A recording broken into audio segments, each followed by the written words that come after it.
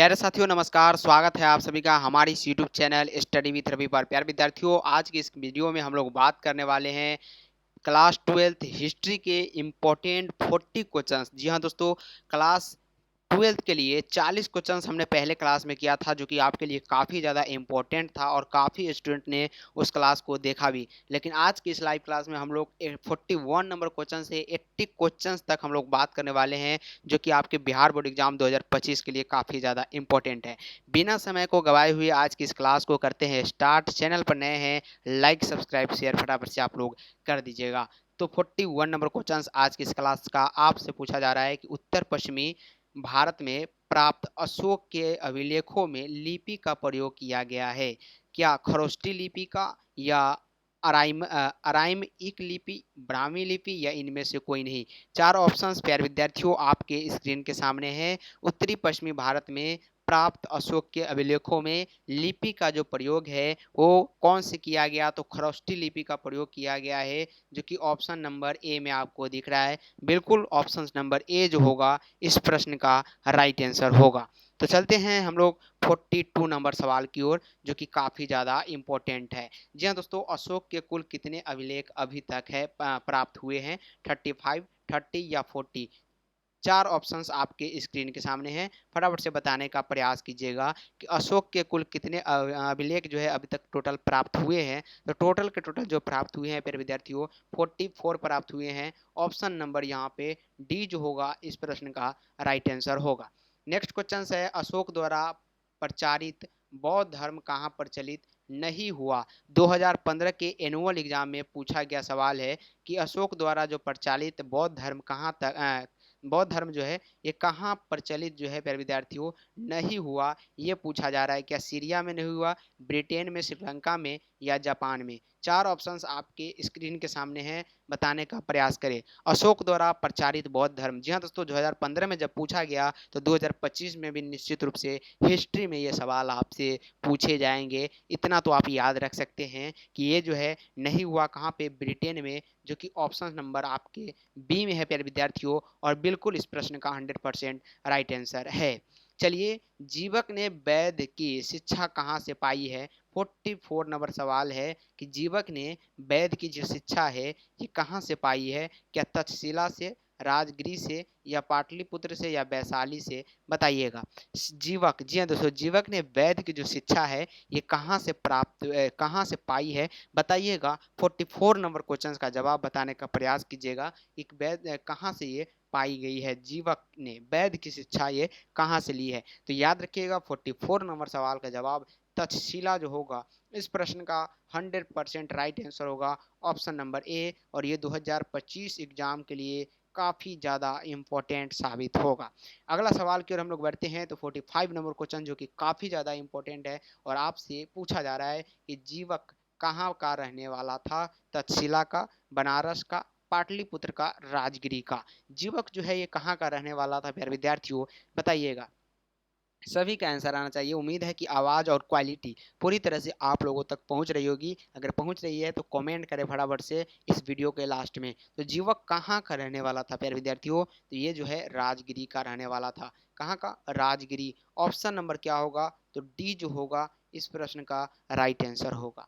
जीवक की ख्याति किस रूप में था, बताइए। जीवक की जो ख्याति है ये व्यापारी के रूप में, प्रशासनिक अधिकारी के रूप में, वैद्य के रूप में, या बौद्ध भिक्षु के रूप में? जीवक की ख्याति किस रूप में थी? तो याद रखिए 46 नंबर क्वेश्चन का जो जवाब होगा प्यारे साथियों वो क्या होगा? बिल्कुल यहाँ पे वैद्य के रूप में होगा, जो कि ऑप्शन नंबर यहाँ पे सी में दिए गए। बिल्कुल इस प्रश्न का ऑप्शन नंबर सी जो होगा वो राइट होगा। जीवक की ख्याति किस रूप में थी? तो ये वैद्य के रूप में थी। इंपॉर्टेंट क्वेश्चन है ये सवाल आपसे निश्चित रूप से पूछे जाएंगे, क्योंकि प्रीवियस ईयर में सवाल जो है आया हुआ है बहुत बार। अंगराज्य आधुनिक बिहार के किस जिले में अवस्थित था, बताइएगा। अंगराज्य जो है ये अंगराज्य ये आधुनिक बिहार के किस जिले में अवस्थित है? पटना, नालंदा, वैशाली, भागलपुर। चार ऑप्शन कुछ इस प्रकार से आपके स्क्रीन के सामने नजर आ रहे हैं। 47 नंबर क्वेश्चन का जवाब बताने का प्रयास करिए। अंगराज्य जो है आधुनिक बिहार के किस जिले में अवस्थित है? ये क्वेश्चन काफ़ी इंपॉर्टेंट साबित आपके लिए हो सकता है, क्योंकि ये जो सवाल है ये भागलपुर से रिलेटेड है। याद रखिएगा ऑप्शन नंबर डी जो होगा 100% राइट आंसर होगा। अगला क्वेश्चन की ओर बढ़ते हैं। 48 नंबर सवाल है, बिंबिसार का संबंध किस वंश से है? जी हाँ दोस्तों, बिंबिसार, जी हाँ, बिंबिसार का जो संबंध है ये किस वंश से था, ये पूछा गया है आपसे। क्या नंद वंश से है, हर्यक वंश से है, या शिशुनाथ वंश से है, मौर्य वंश से है? फटाफट से बताने का प्रयास करेंगे आप लोग। बिंबिसार का जो संबंध है ये किस वंश से है प्यारे साथियों? तो ये जो है हर्यक वंश, जो कि ऑप्शन नंबर आपके बी में दिए गए हैं। ऑप्शन नंबर बी जो होगा इस प्रश्न का 100% राइट आंसर होगा, याद रखेंगे। नेक्स्ट क्वेश्चन की ओर बढ़ते हैं। तो 49 नंबर क्वेश्चन है, काफ़ी ज़्यादा इंपॉर्टेंट सवाल है कि जरासंध का संबंध जो है ये किस वंश से था? हर्यक वंश से, बृहद वंश से, नंद वंश से, या मौर्य वंश से?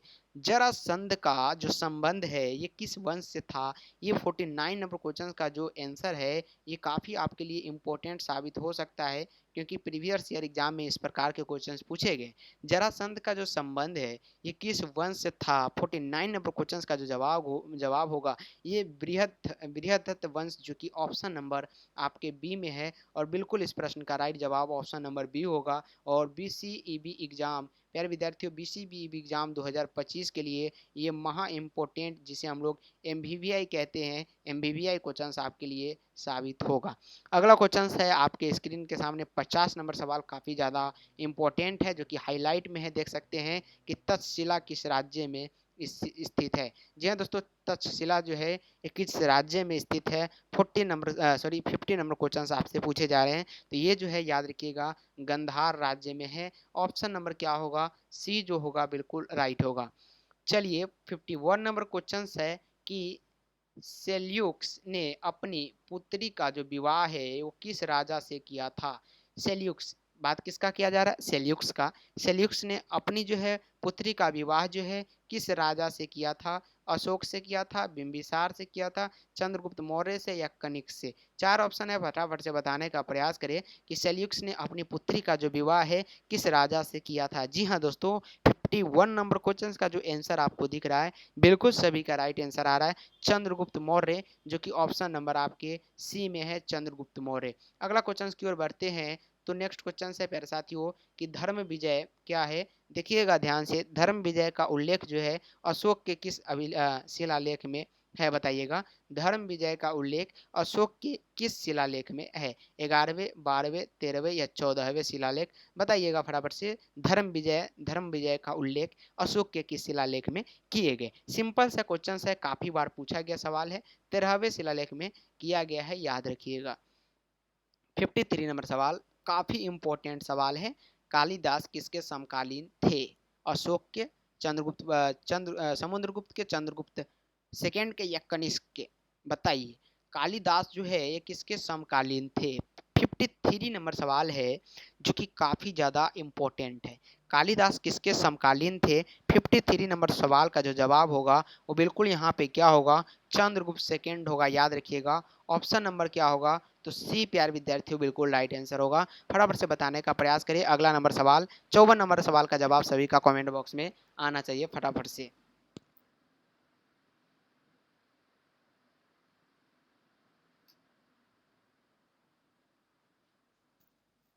जी हाँ दोस्तों, तो 54 नंबर सवाल का जवाब क्या आ रहा है? भारत का नेपोलियन जो है किस शासक को कहा जाता है? ये सवाल आपसे पूछा गया 2013 के एनुअल और 2016 के एनुअल एग्जाम में, कि भारत का जो नेपोलियन है किस शासक को कहा जाता है? अशोक को, समुद्रगुप्त को, अकबर को, या चंद्रगुप्त को? चार ऑप्शंस आपके स्क्रीन के सामने हैं। भारत के नेपोलियन के नाम से कौन जाने जाते हैं? तो वो समुद्रगुप्त जाने जाते हैं। ऑप्शन नंबर यहाँ पे बी होगा करेक्ट।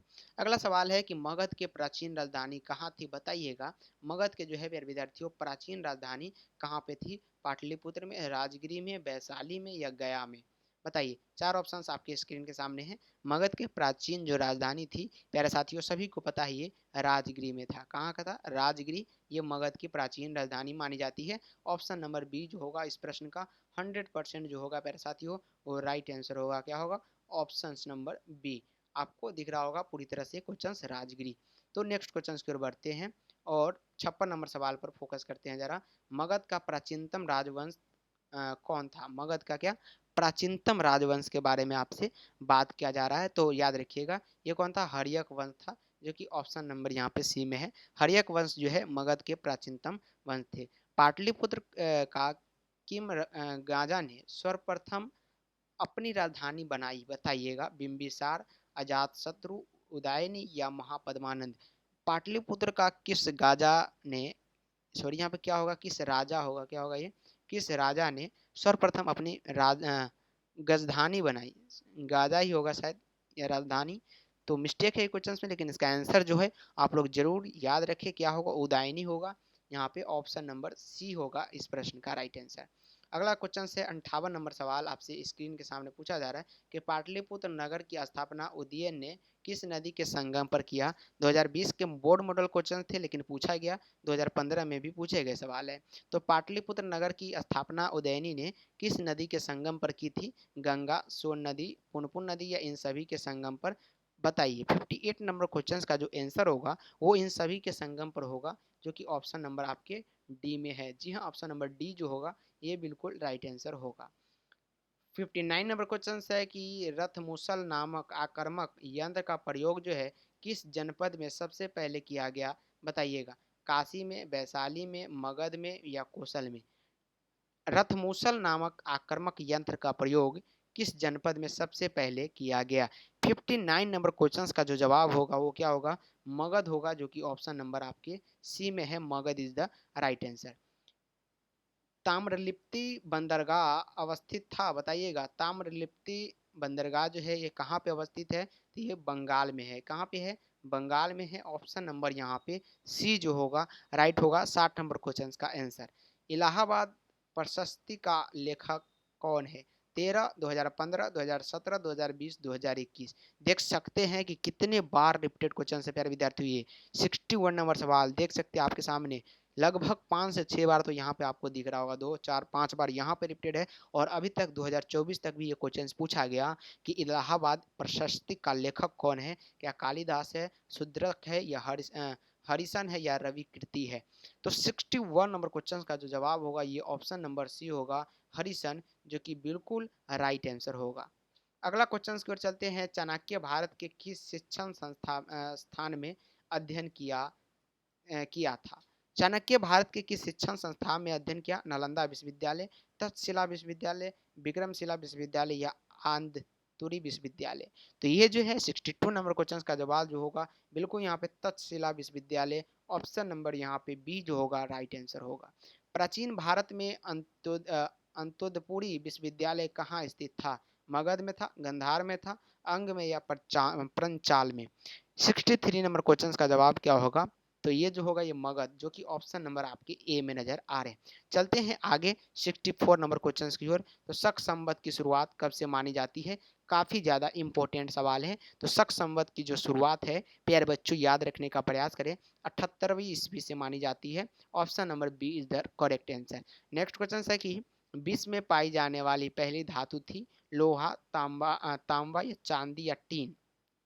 तो तांबा जो है प्यारे विद्यार्थियों विश्व में पाई जाने वाली सबसे पहली धातु थी, याद रखिएगा। अगला क्वेश्चन की ओर बढ़ते हैं। तो भारत के सबसे प्राचीनतम लिपि कौन सी है। तो ये ब्राह्मणी लिपि जो है भारत की सबसे प्राचीनतम लिपि के नाम से जानी जाती है। Option number B is the right answer and very very important question for your upcoming exam.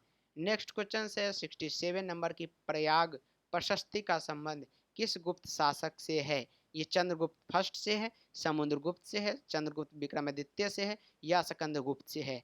Prayag प्रशस्ति का संबंध किस गुप्त शासक से है। 67 नंबर क्वेश्चन का जवाब जो है सभी का आना चाहिए।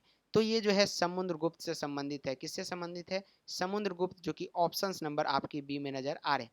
68 नंबर क्वेश्चन, अपने स्वयं के खर्चों से सुदर्शन झील की मरम्मत किसने करवाई थी।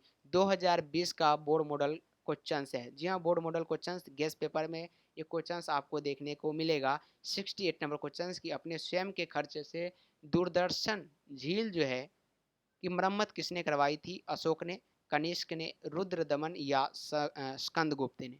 बताइएगा 68 नंबर क्वेश्चन का जो जवाब होगा क्या होगा। अपने स्वयं की खर्चों से जो सुदर्शन झील जो मरम्मत करवाई गई थी वो किसने करवाया था, तो रुद्रदमन, जो कि ऑप्शन नंबर सी में दिख रहा है।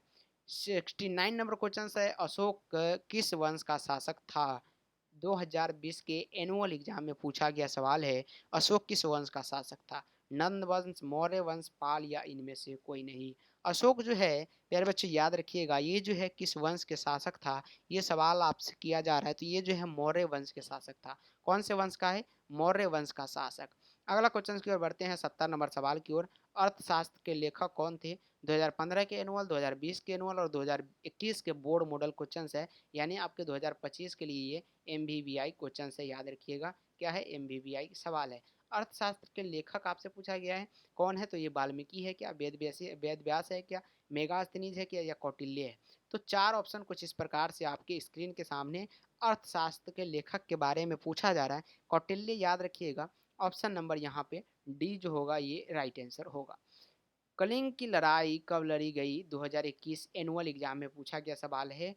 261 ईस्वी पूर्व, 280 ईस्वी पूर्व, या 285 ईस्वी पूर्व, या 290 ईस्वी पूर्व? तो कलिंग की जो लड़ाई हुई थी ये 261 ईसा पूर्व हुआ था। ऑप्शन नंबर ए करेक्ट होगा इस प्रश्न के लिए। 72 है कि मुद्राक्षस किसकी रचना थी? 2021 का एनुअल एग्जाम में पूछा गया सवाल है। कौटिल्य की थी, विशाख दत्त की थी, मेगास्थनीज की, या इनमें से कोई नहीं? रुद्राक्षस किसकी रचना है? 72 नंबर क्वेश्चन का जवाब जो होगा बिल्कुल इस प्रश्न के लिए आपके लिए लाभदायक होगा और 2025 बिहार बोर्ड एग्जाम के लिए काफ़ी इंपॉर्टेंट भी होगा। तो ये विशाखा दत्त याद रखिए। ऑप्शन नंबर बी को लॉक करें। 72 नंबर क्वेश्चन की ओर बढ़ते हैं। तो वेदों की संख्या कितनी है? 2021 का बोर्ड मॉडल क्वेश्चन है। टोटल वेद की संख्या जो होती है वो 4 होती है। यजुर्वेद, ऋग्वेद, सामवेद, इसी प्रकार से वेदों की टोटल संख्या जो होती है वो 4 होती है। कनिष्क की राज्यारोहण कब हुआ था? 2021 का बोर्ड मॉडल क्वेश्चन है। कनिष्क के राज्यारोहण के बारे में आपसे पूछा गया है। तो कनिष्क का राज्यारोहण कब हुआ था? याद रखिए 78वीं ईस्वी में हुआ था, जो कि ऑप्शन नंबर बी में आपको देखने को मिल रहा है।